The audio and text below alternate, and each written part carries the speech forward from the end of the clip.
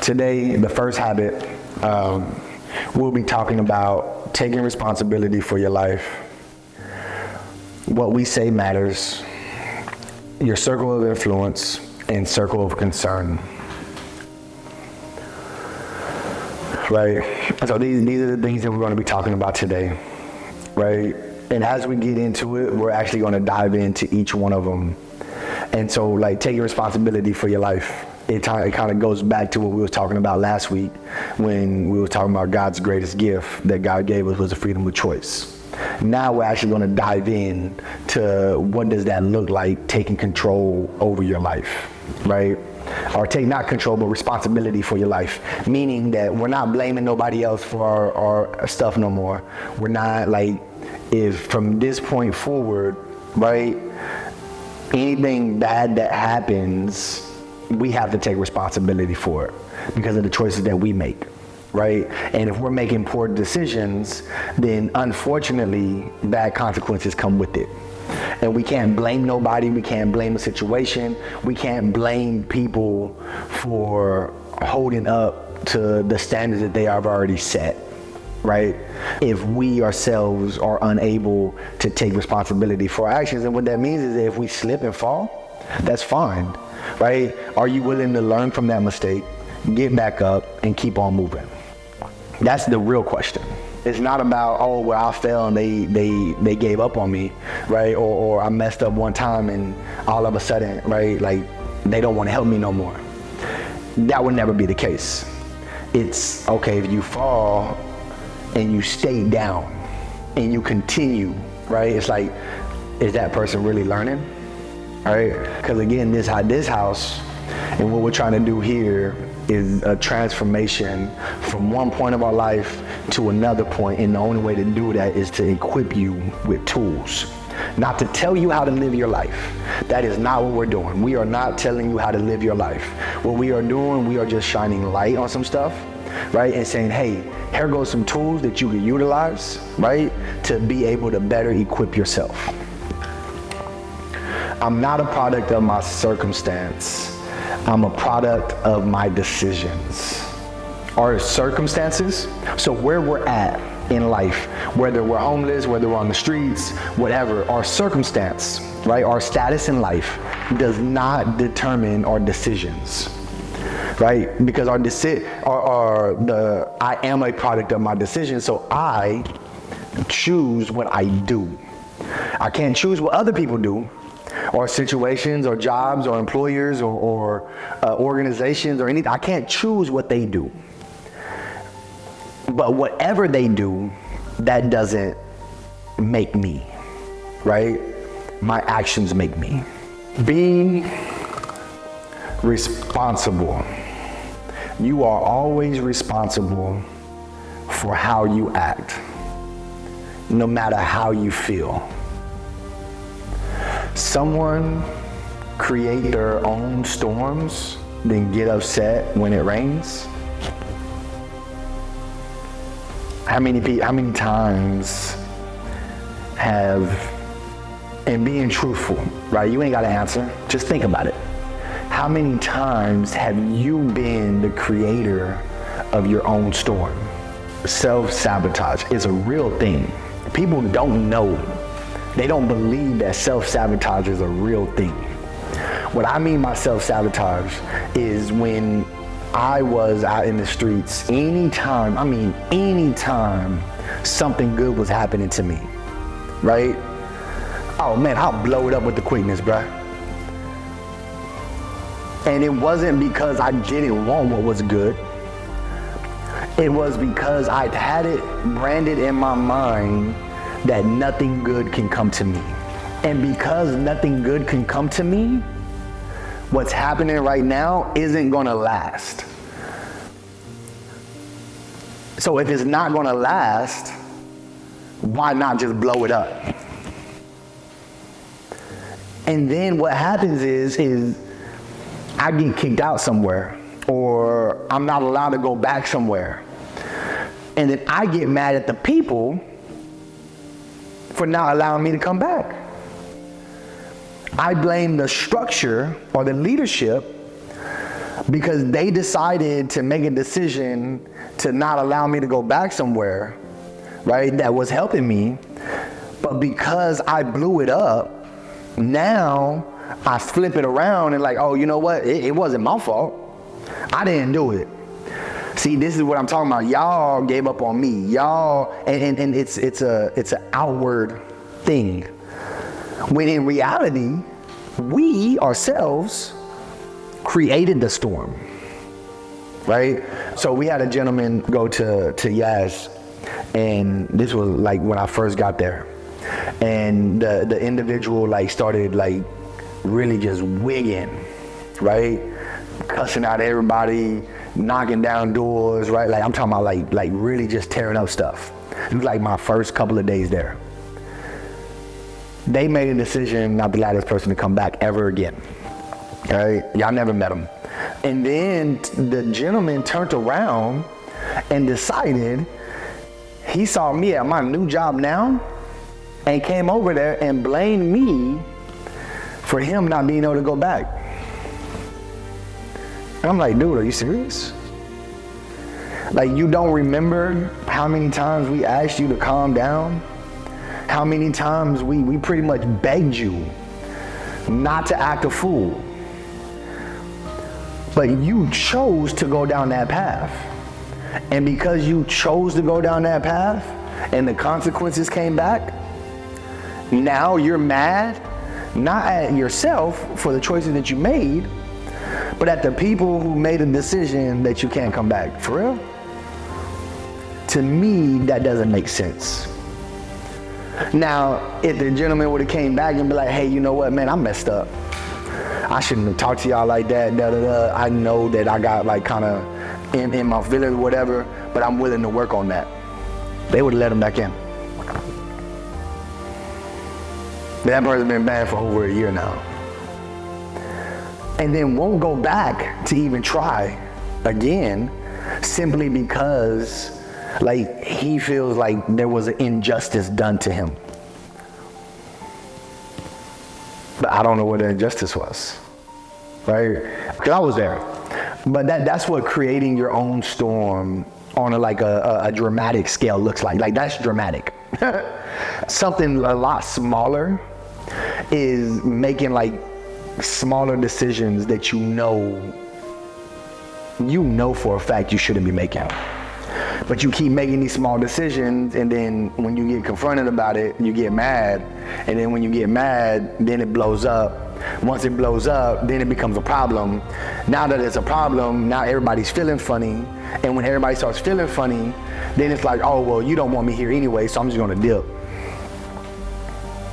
I've done it many times, plenty of times, right? I wasn't necessarily homeless by force.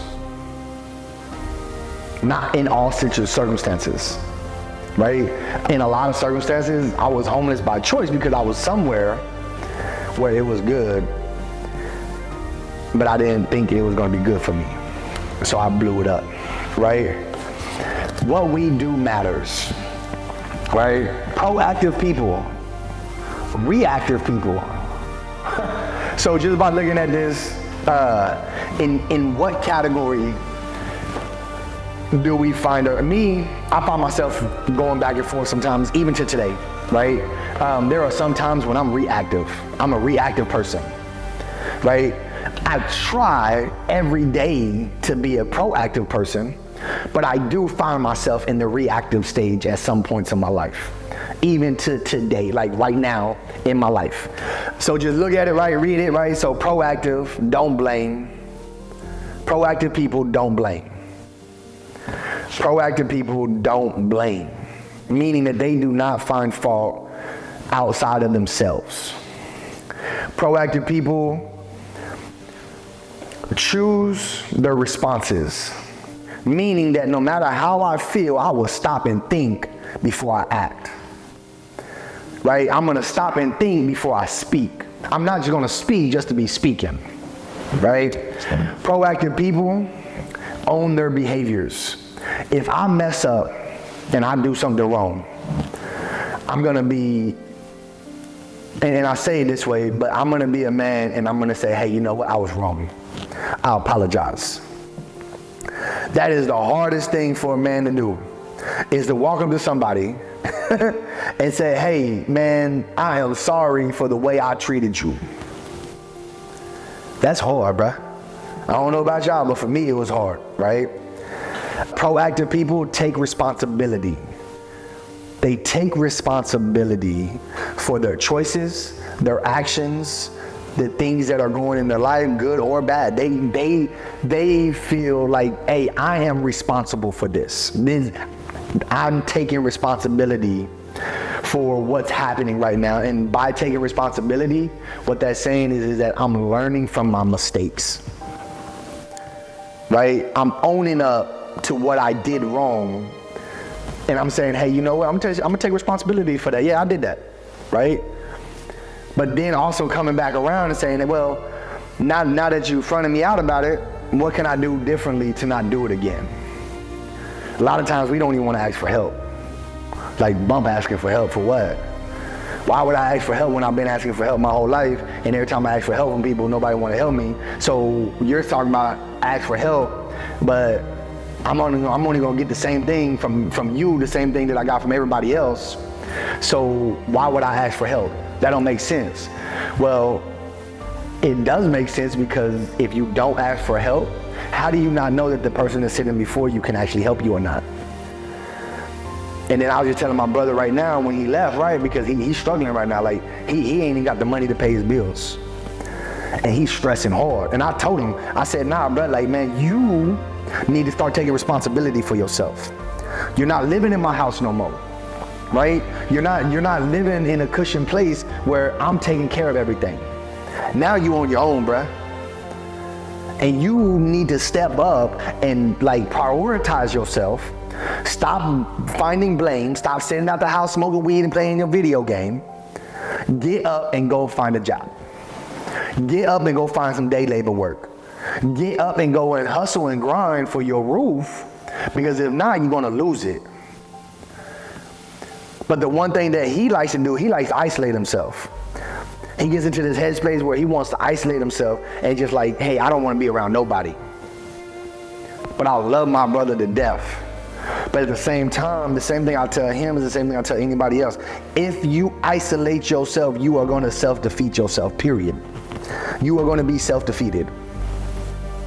Because in isolation, all you're getting, right, is what you got.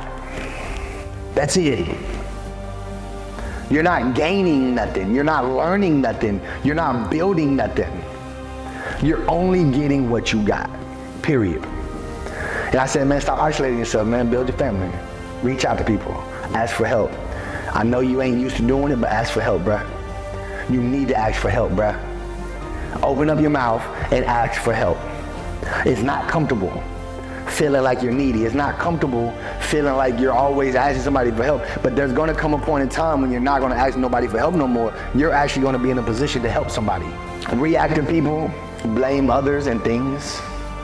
Reactive people act on emotion all the time. Like, every time they get upset, they act upset. They don't want to talk to nobody. They want to shut down. They ain't trying to hear it. Nobody can tell them nothing. They just like, it's like whatever, right? Like, it is what it is. What? You gonna kick me out? What?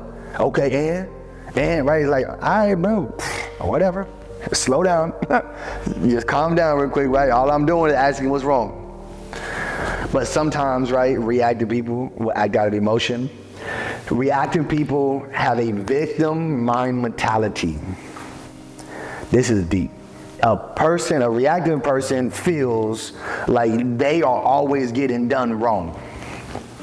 No matter how much good somebody does for them, no matter what anybody says or does to prove that they're actually trying to help, they're always the victim. In a situation, if I tell somebody, hey, you know what, man, hey, I got this job for you, right? I need you to go to get the job. Right? They have everything. They have everything that they need. There's like no barriers at all. Like I'm talking about somebody who has no barriers. Right? They have their ID, social. They have everything that they need to go get a job. And I tell them, hey, man, go get this job. They go, right? and they make it halfway there, they decide to do something else, they go like a couple of days later after the appointment and the person said, I'm not gonna hire you. Now they're like, oh, see, man, I told you I didn't want to go there because, man, when I went up there, they said they didn't want to hire me. Well, from what I know is that you didn't go there on the right day. Well, no, that's not it, man. When I got up there, man, they treated me like this, they did me right. Everybody is always to blame except for the person. And like, when do we take responsibility for our own actions, for ourselves, right? And then reactive people make excuses. And y'all know these people very well, right? They have an excuse for everything, right? Hey, what about this? Oh, well, you know, da-da-da. Well, okay, well, have you tried this? Oh, no, I ain't tried it because of da-da-da-da.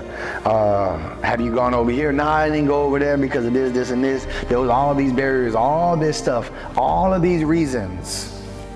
And it's like, dang, dude, okay, so is there anything that can be done? Right? Like, you know, we all know a person that makes excuses all the time. I have been a person making excuses sometimes, and even to today, right? Like somebody will invite me out somewhere and I'll be like, hey, you know, I'm too busy. And in reality, right, I'm either here chilling or I'm at the house chilling with my wife, right? Or I'm at church. I have time for certain things. It's just I choose to use my time wisely, right? Family, God, family, ministry, and everything else, right? Outside of that, right, like, it's like, hey, you know, it is what it is. But those are minor excuses. Then you have major excuses of somebody.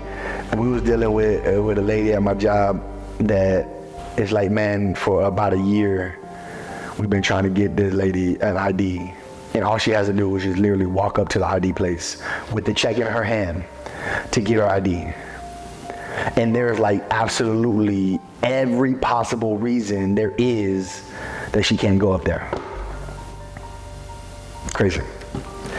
When is the last time you were reactive? How did you feel? When is the last time you were proactive? How did you feel then? All right, what we say and think matters. Can't versus can. If I'm always running around saying I can't, you won't.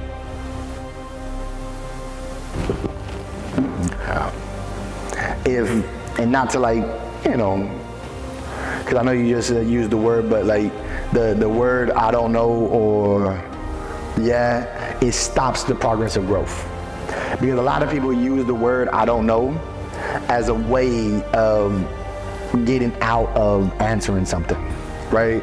Because they don't feel comfortable or whatever else. And sometimes there is a lot of situations where it's valid, okay? Somebody be like, hey, what does belligerent mean?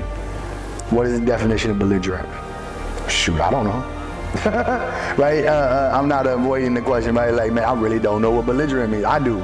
Belligerent means being in a state of war. So the difference between I can't and I can, right? What we think matters. There we go.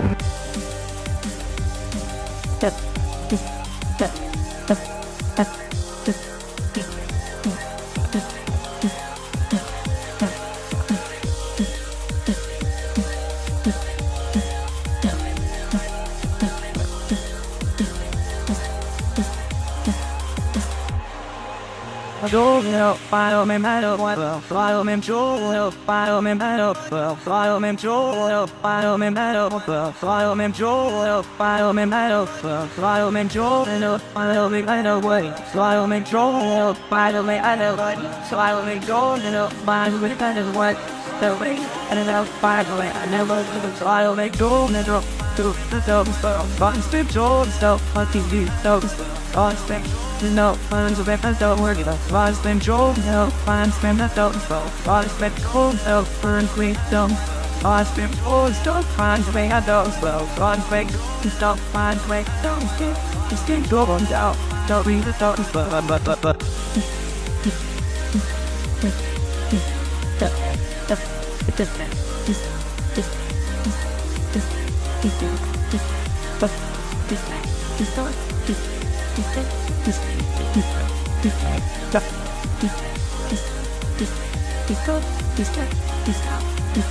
This Being beliefs, and it be sensitive, very for it, and to Go help, file me help, file me help, no me help, file me help, file me help, file me help, file me help, file me help, file me help, like the file me help, give me help, so I make joke and help, file me matter, like so I think you talk, this break this stuff, this stuff, this stuff, this stuff, this what the way this day this day this one's going one's way down the way this day this day so much this day Can you give some examples of proactive words? How about reactive words? And then are you proactive or reactive? Proactive language, I am in charge of me. I don't blame others for my mistakes. I am responsible. Reactive language, you ruined my day. It's not my fault. How could you? Years ago, I read the book by Steven Cummings titled The 7 Habits of Highly Effective People. In there was this wonderful diagram talking about the circle of concern and a circle of influence. This is an important model when it comes to really understanding what you can and cannot control in your life. Now, let's talk about the circle of concern. The circle of concern is the inner circle where Covey says these are things you simply can't control. So you shouldn't be concerned with them because you simply can't control them. One being, for example, government. We can't basically control what governments do. We can vote for our representatives, but we can't control what they do, what policies they pass, what regulations are actually put through, so forth and so on. The other thing we can't control is the market.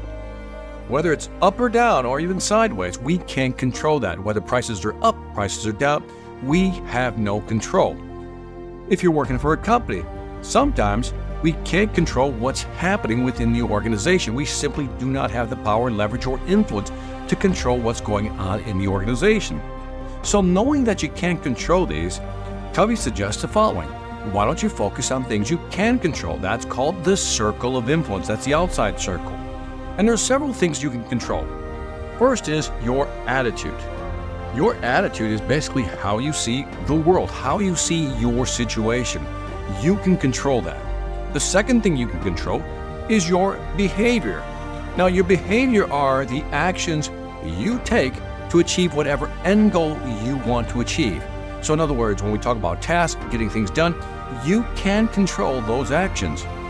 Aside from attitude and behaviors, one of the things you'll have to control is your commitment to all of the above.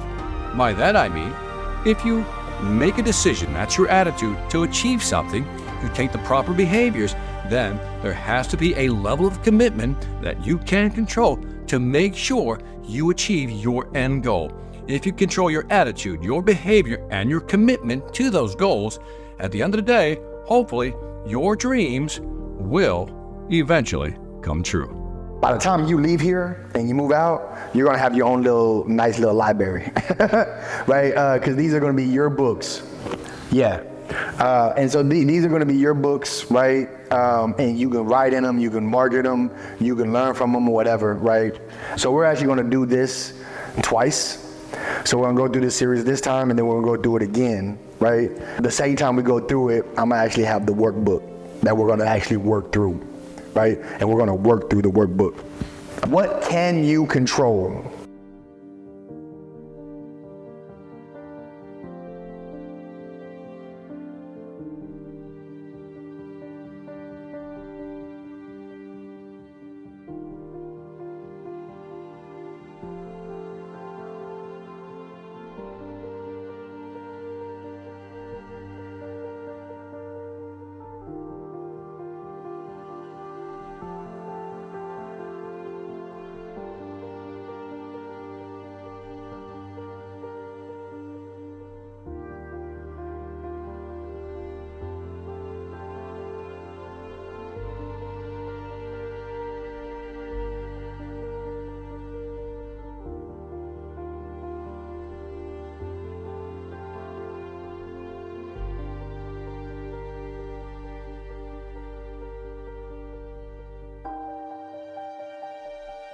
What do you have no control over?